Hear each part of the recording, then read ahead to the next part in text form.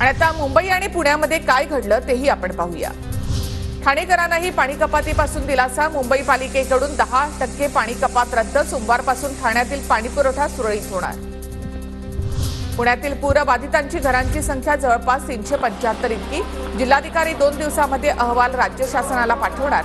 पुढील 5 दिवसांमध्ये राज्य शासनाकडून मदतीची घोषणा होण्याची शक्यता।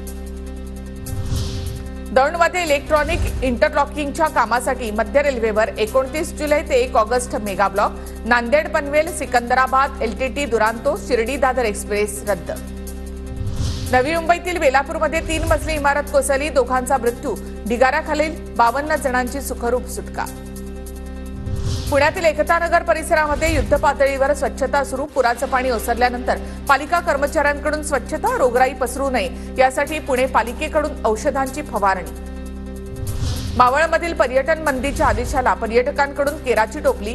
जीवाची पर्वा न करता कुंडमळा परिसरामध्ये पर्यटकांची गर्दी। वैद्यकीय महाविद्यालयांची सुरक्षा कंत्राटी सुरक्षा रक्षकांच्या हाती।